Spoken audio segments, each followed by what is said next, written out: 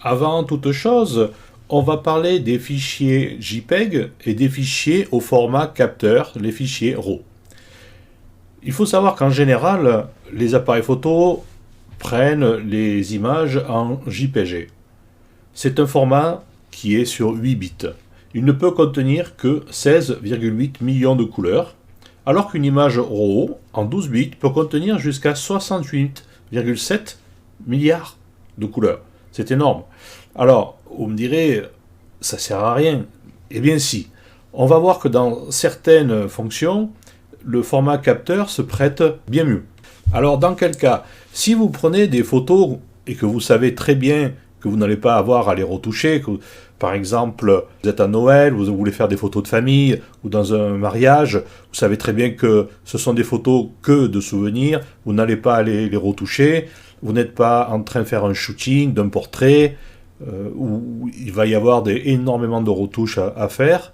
Donc là, vous pouvez travailler directement en JPEG, avec l'avantage que le JPEG a une taille beaucoup plus petite, donc on peut en caser beaucoup plus sur sa carte SD. Le format capteur, le format RAW, est beaucoup plus subtil. Il est très lourd, mais si on veut faire des retouches, il est beaucoup plus intéressant. En effet, il est plus facile de récupérer les ombres et les lumières avec des formats capteurs, ce qui permet de prendre des photos bien plus foncées et de ne pas cramer les blancs, en fait. Et pour la partie qui est dans l'ombre ou qui est trop sombre, on va pouvoir venir la révéler au traitement. Donc ce qui permet de ne pas toucher les blancs et de pouvoir venir révéler les foncés, les ombres. Ça évite de trop avoir de haute lumière, ce qu'on appelle des blancs cramés. La balance des blancs est beaucoup plus facile à corriger avec un format capteur. On a une gamme de couleurs qui est beaucoup plus importante avec le format capteur. On peut aussi changer l'espace de couleur. Si vous travaillez souvent ou régulièrement avec un imprimeur, ça peut vous être utile de pouvoir changer l'espace de couleur.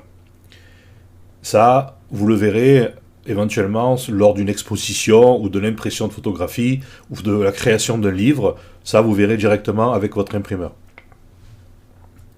Les modifications sur les formats capteurs, les formats RAW, sont non destructives. Ça veut dire que on peut faire des heures et des heures de retouches photo. Il suffit de cliquer sur réinitialiser et on retrouve la photo d'origine. On n'a pas besoin de supprimer les calques, de doubler les calques et ainsi de suite. Dans le format capteur, on a plus de possibilités d'amélioration de la netteté. L'amélioration de la netteté est beaucoup plus subtile.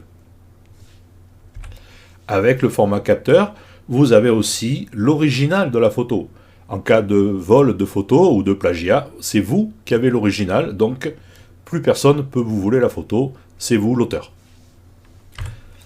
Une petite aparté, très rapide, vous savez qu'en France, la loi sur la protection des images, du moment où vous pouvez prouver que vous avez l'original de la photo, vous êtes le propriétaire. Pas besoin d'adjoindre des copyrights ou autre petite signature. La signature, c'est juste pour vous faire connaître, mais aux yeux de la loi, du moment où vous avez l'original, vous êtes l'auteur.